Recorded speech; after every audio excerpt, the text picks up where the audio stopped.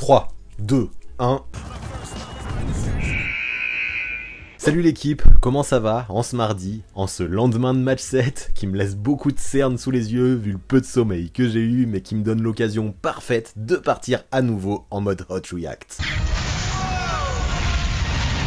Mais avant ça, est-ce que l'occasion n'est pas idéale pour vous montrer le super t-shirt que m'ont envoyé les frérots de Derby Ball, qui soutiennent la chaîne limite presque depuis la création, et pour ça je leur suis entièrement reconnaissant. Derby Ball, si vous ne connaissez pas encore, eh bien vous avez tort vu les produits super qualitatifs, super diversifiés qu'ils proposent. Sur leur site vous y trouverez plus de 500 références à l'effigie de vos joueurs préférés, du présent comme du passé, en mode t-shirt, en mode hoodie, en mode short aussi, tout ce que vous voudrez. Et le plus fort avec eux c'est leur réactivité, et le travail sans relâche qu'ils produisent. Dès le lendemain de sa retraite, il y avait des t-shirts à l'effigie de Carmelo Anthony, et dès le lendemain de la loterie, vous pouviez trouver des produits sur Victor Wembanyama. Non, Derby Ball, c'est beau, c'est cool, c'est original, c'est quali, et en plus de ça, ils font de super gestes, parce qu'avec le code promo le 6ème homme, vous obtiendrez 10% de réduction sur l'intégralité de votre commande. Alors maintenant, on n'hésite plus, si vous voulez vous faire kiffer à l'approche des finales NBA, moi, je vous donne rendez-vous directement chez les frérots de Derby Ball.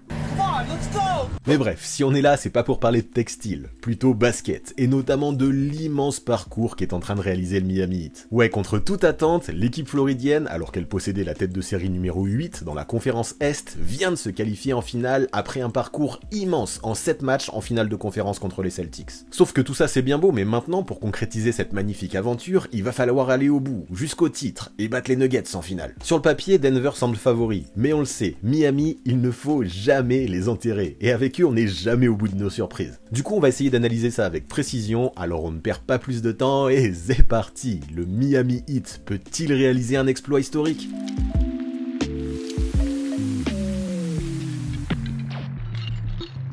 Et voilà, c'est fait, pour la deuxième fois seulement de l'histoire, une équipe avec le seed 8, la tête de série numéro 8 en playoff, s'est qualifiée en finale NBA. Un exploit, pas loin d'être unique, pour lequel il faut amplement créditer le Miami Heat, équipe un petit peu champagne de cette édition de post-season. La première fois que c'était arrivé, qu'un seed 8 se qualifie en finale, je m'en rappelle très bien, dans des conditions particulières, post-lockout en 1999. Les Knicks, de Pat Ewing, Latrell Sprewell, Alan Houston et tous les autres faisaient un parcours mémorable, sortant tour à tour le Heat, seed 1, les Hawks, seed 4 sur un score de 4-0 en plus, puis les Pacers, seed 2. C'était complètement fou. Malheureusement, lors de cette ultime étape, avec la blessure de Patrick Ewing, qui donc était absent, les Knicks finalement ne purent pas vraiment exister face à la doublette Tim Duncan, David Robinson dans la raquette des Spurs, qui remportèrent cette finale NBA 1999 sur le score de 4-1.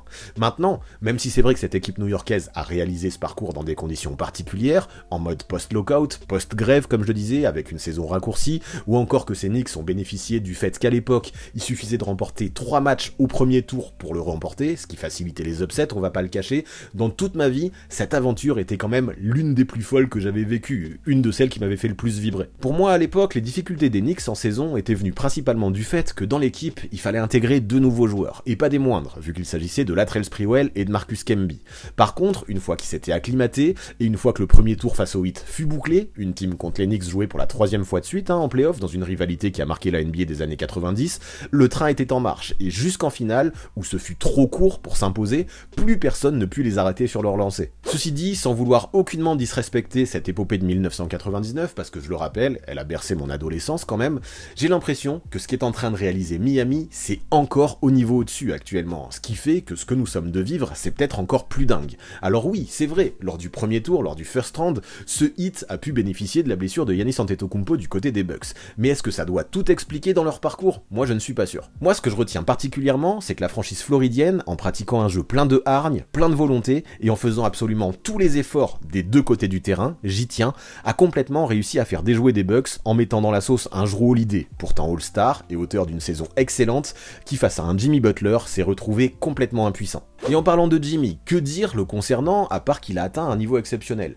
Parce que oui, il y a Giannis Antetokounmpo qui est revenu à un moment et diminué diminué ou pas, le Freak, il a fait ses chiffres, et pas qu'un peu, en tournant à 32 points, 15 rebonds et 8 passes de moyenne lors des 2 matchs qui ont suivi son retour. C'est ultra propre, sauf que ces 2 matchs, et c'est important, ils ont été perdus par Milwaukee, parce qu'en face, Butler, lui aussi, a enchaîné 2 performances complètement phénoménales. Et ouais, pour lutter contre le retour du grec, Jimmy B a d'abord planté 56 points lors du match 4, soit la 4e plus grosse perf all-time à égalité dans l'histoire des playoffs, avec un money time et un 4e quart-temps des plus phénoménaux qui soient, avant de poursuivre en plus, avec une autre perf à 42 pions, pour éliminer définitivement les Bucks et se qualifier au 2e tour. 49 points de moyenne pour lui lors de ces 2 matchs primordiaux. Excusez-nous, Butler a juste atteint un niveau exceptionnel, qui évidemment, lui aussi marquera l'histoire. Mais le truc, c'est qu'ensuite, au début de la série contre les Knicks, il s'est blessé à la cheville, et même si ce n'était pas non plus l'entorse la plus grave de l'histoire du basket, cela l'a poussé à louper le match 2, perdu par Miami d'ailleurs. Mais peu importe, il a fini par revenir, et lui aussi, diminué ou pas, il a continué à performer, sachant qu'autour de lui, ses coéquipiers étaient toujours présents, et toujours très combatifs. Dans la série, Bam Adebayo s'est montré puissant dans la peinture, empêchant les New-Yorkais de dominer au rebond offensif, comme il l'avait fait au premier tour face aux Cavaliers, tandis que d'autres joueurs, comme Max Strus, Kyle Lowry, Kevin Love, Caleb Martin, Gabe Vincent, Duncan Robinson et j'en passe, sortaient tous de leur boîte à un moment ou un autre pour mettre notamment des 3 points assassins et permettre aux Floridiens de s'imposer à nouveau, cette fois-ci en 6 matchs. Cette team du Heat, ce n'était pas que Jimmy Butler, même si évidemment, pendant les playoffs, c'est lui qui, à juste titre, a été principalement mis en avant par les médias. Mais non, c'était juste un collectif de morts de faim qui eux aussi devaient composer avec des blessures, vu que, et c'est pas négligeable, le Heat a dû faire la grande majorité de son parcours en playoff sans les joueurs majeurs que sont Tyler Herro et à une échelle moindre Victor Oladipo. Alors oui, pour ce parcours, on peut créditer Butler, on peut créditer tous les joueurs du Heat pour ça, mais l'homme à qui je tiens à tirer mon chapeau de façon folle, c'est le coach Erik Spoelstra, ce génie qui, comme à son habitude, a fait avec les joueurs qu'il avait, qui étaient disponibles, en les mettant en confiance, quel que soit leur passé, quelles que soient les difficultés qu'ils aient connues auparavant, en leur taillant un costume sur mesure et en les faisant jouer avec une confiance qui a dépassé tout entendement. Dire que ce mec, en carrière, n'a jamais été élu coach de l'année, c'est fou. Pourtant, pour moi, aujourd'hui, il a une place parmi les meilleurs tacticiens de l'histoire de la Grande Ligue. Lui qui s'apprête à jouer sa 6e finale NBA depuis ses débuts au coaching, soit autant que la légende Greg Popovich. Excusez du peu. La culture du Heat, même si elle passe par ses joueurs, évidemment, par Jimmy Butler notamment, ou même par Udonis Haslem dans son impact de vétéran ou dans le vestiaire, avant tout, pour moi, elle est due à Erik Spoelstra. Ce disciple de Pat Riley, qui est devenu spécialiste pour fabriquer ses propres joueurs, qui sont venus nulle part, ce genre de gars dont à la base on n'attend rien, mais qui finissent par briller dans les moments importants, quand on a besoin d'eux, parce que Spo, il a su les maintenir au top mentalement, et les utiliser de la meilleure façon possible. Et en vrai, ça lui donne un côté génie, ça, un côté alchimiste, qui est complètement hallucinant, et qui permet à ses joueurs de surperformer. Parce que soyons honnêtes, quand cette team du 8 a galéré en play-in, après une défaite face à Atlanta, lors de laquelle le visage affiché fut vraiment inquiétant, il faut le dire, personne n'était prêt à mettre un seul copec sur eux. Tout le monde était persuadé que les Floridiens se feraient laver par les Bucks au premier tour. Et pourtant non, cette série, ils l'ont gagnée, à l'envie. Sauf que même après cette qualification au premier tour, ce Heat, on avait l'impression qu'il était constamment proche de sa limite, en mode sur-régime, prêt à exploser, vu que souvent, il remportait ses matchs sur des exploits collectifs, qui semblaient vraiment durs à répéter sur la durée. C'est pour ça, encore une fois, qu'après avoir passé le 2e tour, quand on a appris que Miami croiserait Boston en finale de conférence, beaucoup, encore une fois, pensaient que le Heat se ferait démolir, défoncer. Je me rappelle encore tous ceux qui disaient que l'équipe qui se qualifierait au match 7 entre Boston et Philly dans l'autre demi-finale de conf ne ferait qu'une bouchée des Floridiens en finale de conf, vu la différence de niveau qui semblait y avoir entre les deux séries, Boston-Philadelphie et Miami-New York. Mais ça, encore une fois, finalement, c'était qu'une impression, et c'était mal connaître cette équipe de Miami, qui n'a jamais été aussi performante que dans le costume de l'outsider, de l'underdog. En fait, prenez les joueurs, dites-leur qu'ils vont pas être favoris, qu'ils vont perdre, et il leur en faudra pas plus pour sentir l'odeur du sang, pour surperformer et réaliser un exploit qui va rester dans les mémoires. Résultat, à l'envie, face à une équipe des Celtics sûrement un petit peu trop nonchalante et trop sûre de son coup, ce Heat est allé prendre les 3 premiers matchs, dont les 2 premiers à l'extérieur, en montrant que le talent c'est bien, mais à ce niveau-là, la différence se fait dans les détails et dans les efforts. Boston a eu beau réagir lors des 3 matchs suivants, face à cette team de Miami qui semblait pourtant un peu usée, c'était trop tard. Dans cette série, on a eu un Caleb Martin, qui est censé être un no-name, qui a affiché un niveau qui était venu d'une autre planète. Déjà, j'avais adoré ce qu'il avait fait dans ses playoffs, mais dans cette finale de conférence, il a encore plus surperformé. On reviendra dessus plus tard. J'ai trouvé qu'il avait été d'une régularité folle, et cette équipe, en fait, qui est un peu une équipe de laisser pour compte, lors du match 7 7, elle a finalement fait qu'une bouchée de ces Celtics, qui, dans cette série, vraiment, ils se sont réveillés trop tard. Tu peux pas perdre les 3 premiers matchs et espérer revenir à 4-3 ensuite pour s'imposer. Personne ne l'a fait dans l'histoire. Et même s'ils ont espéré, ça a été trop court, vraiment, pour cette équipe des Celtics. Et là, même si Jimmy Butler, finalement, à la fin de cette série, on l'a vu hier soir, il a obtenu de façon méritée le trophée des MVP des finales de conférence Est, moi, ce que je vous soulignais, vraiment, plus que ses performances individuelles, c'est la performance collective de cet effectif d'affamés, qui a été mené de main de maître par Erik Spoelstra. Parce que ouais, rendez-vous bien compte, Butler et Adebayo mis à part, à la base, la plupart de ces membres de ce roster, en fait, qui en plus de ça ont eu un rôle primordial dans ces playoffs, étaient réellement destinés à la G-League. Caleb Martin, un pion essentiel, on l'a dit, de ce parcours magnifique, n'a jamais été drafté, et la légende dit que c'est le rappeur J. Cole qui l'a conseillé à la franchise floridienne. Gabe Vincent, Max Strus et Duncan Robinson, qui ne jouait même plus, lui, ces derniers mois, en raison de son manque de défense, c'est pareil, ils ont été complètement snobés à la draft. Ce sont juste des trouvailles de la part du management du Heat. À ça, en plus, il faut ajouter les vétérans que sont Kyle Lowry ou Kevin Love, qui pour beaucoup, il n'y a ne serait-ce que quelques mois, étaient perdus pour le basket au vu de leur âge, étaient complètement cramés. Ou encore Jimmy Butler, la superstar qui réalise des playoffs de fou, qui n'a été sélectionné à l'époque qu'avec le pick 30 de la draft. C'est une vraie équipe de laisser pour compte, ce Miami Heat. Sauf que ces gars-là, à force d'être snobés toute leur vie, ils ont eu la dalle, comme dirait Shai dans Nouvelle École. Plus que quiconque, ils voulaient prouver. Et ça, dans le basket, quand en plus t'es parfaitement mis en valeur dans ton rôle par un génie du coaching comme les Erik Spoelstra, ça fait du dégât. Et les Celtics, qui viennent de se faire éliminer en finale de conférence, après avoir pourtant cru pouvoir revenir, devenir la première équipe all-time capable de remonter un 3-0, et bien ils sont amplement là pour en témoigner. J'en fais beaucoup à son propos, mais je pense qu'il le mérite, parce que pour moi, l'un des principaux symboles de ce trait de caractère, outre Jimmy Butler, même si je ne veux rien enlever aux autres, c'est Caleb Martin, qui semble avoir atteint, pendant ses playoffs, au fur et à mesure, avec son niveau qui a augmenté, une confiance de fou furieux. Déjà sur la finale de conf, il a tourné à 19 points par match, pesant absolument à chaque rencontre, avec des pourcentages de grands malades, 60% au global et 49% à 3 points. Une vraie dinguerie. Mais hier, lors du match 7, dans lequel il a battu son record de points en carrière en playoff, avec 26 pions marqués, il a fait preuve d'une insolence sans nom, mettant des shoots venus d'une autre planète quand son équipe en avait le plus besoin en plus. C'était trop fort. Dites-vous qu'à un vote près, il aurait pu obtenir le trophée de MVP des finales de conférence au nez et à la barbe de Jimmy Butler. C'est fou, non? Donne-moi ton short, mec. Tu m'as fait rêver, Caleb Martin. L'aventure est géniale pour ce Miami Heat et pour ses joueurs. Le storytelling est fou. Et même Spielberg, il aurait même pas osé écrire ce scénario, je pense, de peur d'être critiqué en raison d'un côté trop irréaliste. Moi, j'adore. Vraiment, c'est complètement dingue. Et pourtant, là, ce qu'on est en train de vivre, c'est pas une fiction, c'est pas un rêve. Cette équipe du 8, qui a déjoué la majeure partie de la saison, qui a joué à l'envers et qui a montré son pire visage lors du premier match des play-in, est aujourd'hui championne de conférence. Elle s'apprête à jouer les finales NBA face aux Nuggets. Et ceux qui, avant le début des playoffs, ont mis 100 balles là-dessus, doivent maintenant être vraiment pleins aux as. Quelle narrative! Mais cette histoire, jusque-là, elle est magnifique, mais pour la conclure maintenant, et faire mieux que les Knicks de 1999 qui étaient eux aussi arrivés à cette étape en étant une tête de série numéro 8, il faudra la terminer avec la bague, avec le titre, face à une équipe des Nuggets qui, clairement, n'est pas du tout là pour rigoler, et ça va être compliqué. Parce que ouais, dans cette série qui commencera jeudi et que tout le monde attend de pied ferme, Miami affrontera Denver, mené par un Nikola Jokic qui marche sur l'eau depuis le début des playoffs,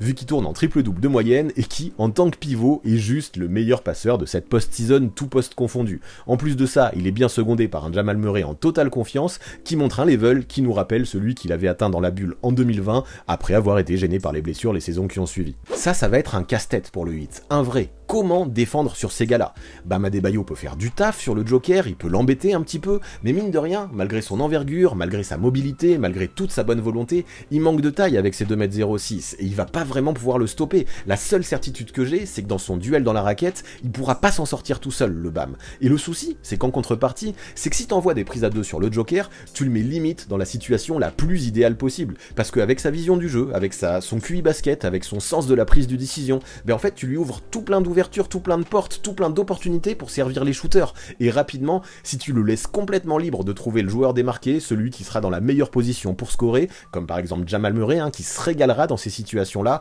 tu t'exposes vraiment à un festival offensif de la part des joueurs du Colorado. Pour moi, le principal duel dans cette finale, en vrai, ça va être Spoelstra contre Jokic. Comment le tacticien va-t-il faire pour limiter le double MVP 2021 et 2022? Ça va être chaud, sachant que, comme on vient de le dire, Adebayo ne suffira pas, je pense, et et le prendre à deux pourrait s'apparenter à une espèce de suicide. Comment faire alors? Pour moi, la seule façon de faire déjouer un petit peu le joueur serbe, on l'a vu par le passé, ça va être de lui rentrer dedans, ça va être de jouer plus physique que lui, ça va être de lui mettre des coups, en envoyant plein de corps et plein de profils différents sur son dos. Adebayo aura un rôle, bien sûr, c'est même lui qui aura le rôle primordial, mais Cody Zeller aussi pourra venir pour faire quelques fautes, faire le bûcheron. Kevin Love, pareil, pourra tenter sur quelques actions de provoquer des passages en force. Je vois même bien Jimmy Butler tenter sa chance sur certaines phases, avec des antennes quand il sera dos au panier, pour l'écarter un petit peu du cercle. Mais est-ce que ça suffira tout ça? C'est pas sûr du tout, vu le talent du joueur. Ce sera une vraie mission pour Miami. De l'autre côté, bien sûr que les Nuggets pourraient être embêtés de la même façon face à Butler, parce que dans l'effectif, en 1 contre 1 à Denver, je vois pas qui peut vraiment le stopper. Mike Malone pourrait donc bien faire pareil, pour éviter qu'il se mette en confiance face à un joueur dans un duel de 1 contre 1. Donc on pourrait lui envoyer tour à tour des gars comme Aaron Gordon sur le dos, puis Bruce Brown, puis Kentavious Caldwell-Pope, qui pourrait également faire un taf de ouf comme il sait le faire sur les shooters du 8, ça peut être important. Soyons honnêtes, pour cette finale NBA, Denver, je disais plus tôt, qui en plus de ça va arriver reposé après avoir sweepé les Lakers, c'est le grand favori, et la tendance laisse penser, encore une fois, que le Heat va se faire laver. Quoi qu'on en pense, c'est réel. Mais est-ce que cette histoire du Heat qui va se faire laver, vous l'avez pas déjà entendu plein de fois, face aux Bucks, puis face aux Celtics? Évidemment que si. Et pourtant, à chaque fois, Miami a déjoué tous les pronostics. De plus, dans le jeu, les Nuggets semblent présenter peut-être moins de failles que les Bucks, que les Knicks ou que les Celtics, avec leur côté rouleau compresseur. La qualité de leur basket aussi, et la régularité de leurs performances sont folles. Et tout ça, ça va vraiment être dur à limiter du côté d'une équipe de Miami qui va arriver fatiguée. Donc oui, tout laisse penser que cette saison, c'est Denver qui va finir avec le titre. Toutes les tendances vraiment vont dans ce sens. Mais ça, est-ce que je peux le garantir que le titre va aller dans le Colorado? Absolument pas. Vous l'avez compris, ce Heat 2023 est mort de faim, plus que jamais. Et si on a un joueur qui passe à côté, Spoelstra en trouvera toujours d'autres pour prendre la relève. À nouveau, il se retrouve dans le rôle du petit poussé, de l'outsider, une espèce de place qu'ils affectionnent. Et oui, s'il y a un monde où en étant complètement épuisés de leur parcours jusque-là, ils montrent leurs limites en finale et se font ramasser, il existe aussi un monde dans lequel, encore une fois, ils déjouent absolument tous les pronostics. C'est pour toutes ces raisons que moi, cette finale, j'ai hâte de la voir. Et même si à ce jour, je l'expliquais juste avant, je mets Denver favori, parce que c'est difficile de faire autrement, je trouve, au vu de toutes les raisons que j'évoquais plus tôt, au vu des certitudes aussi que l'équipe affiche depuis le début des playoffs, je me dis que si ce Heat arrive à garder cette même intensité, cette même combativité aussi, cette même envie, cette même confiance, et que Spoelstra continue à faire des miracles, le titre, en 2023, peut aussi très bien finir en Floride. Et encore plus si les shooters du Heat continuent à trouver la mire de manière insolente, comme ils l'ont fait depuis le début des playoffs aussi, avec une réussite étonnante. Regardez les chiffres, le Heat là, Miami, c'est l'équipe la plus à droite à 3 points depuis le début de cette post-season, parce que tout le monde est dans une confiance effroyable, qui fait beaucoup de mal aux adversaires. Donc tout ça, c'est sûr, ça fait beaucoup de si, mais il faut pas oublier que, avec la résilience dont est capable de faire preuve ce groupe, qui en plus de ça, contrairement à Denver, a déjà l'expérience d'une finale dans la poche, après celle qui a été perdue en 2020, franchement, je pense que oui, Miami a des arguments, et ils auront des choses à dire pendant cette finale. Donc oui, comme ça a été souvent le cas dans ces playoffs, jusque-là, je serais presque prêt à parier contre Miami.